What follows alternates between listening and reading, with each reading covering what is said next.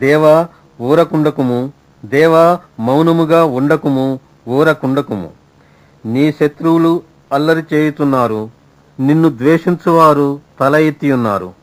నీ ప్రజల మీద వారు కపటోపాయములు పన్నుతున్నారు. నీ మరుగుదొచ్చిన వారి మీద ఆలోచన చేయుతున్నారు. వారు ఇశ్రాయేలును పేరు ఇకను జ్ఞాపకము రాకపోవునట్లు జనముగా ఉండకుండా వారిని సంహరించుదము రండని చెప్పుకొనుతున్నారు. ఏక మనస్సుతో వారు ఆలోచన చేసుకుని ఉన్నారు. నీకు విరోధముగా నిబంధన చేయుతున్నారు.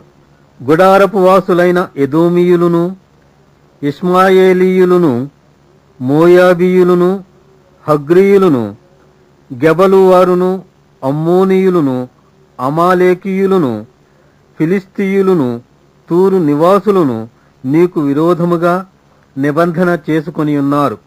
అశ్షూరు దేశస్థులు వారితో కలిసియున్నారు. లోతు వంశస్థులకు వారు సహాయము చేయుతున్నారు. సెలా.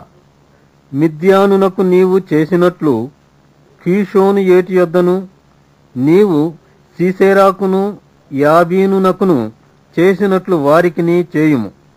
వారి ఎందోరులో నశించిరి, భూమికి పెంట ఐరి. ఓరేబు జయేబు అను వారికి నీవు చేసినట్లు వారి ప్రధానులకును చేయుము. జెబాహు సల్మున్నా అను వారికి చేసినట్లు వారి సకల రాజులకును చేయుము. దేవుని నివాస స్థలములను మనము ఆక్రమించుకొందమని వారు చెప్పుకొనుతున్నారు. నా దేవా, సుడి తిరుగు ధూళివలెను, గాలి ఎదుటి వగుడాకుల వలెను వారిని చేయుము. అగ్ని అడవిని కాల్చినట్లు, కారు చిచ్చు కొండలను తగులబెట్టినట్లు నీ తుపాను చేత వారిని తరుముము. నీ సుడిగాలి చేత వారికి భీతి పుట్టించుము. యెహోవా, వారు నీ నామమును వెదకునట్లు వారికి పూర్ణావమానము కలుగజేయుము.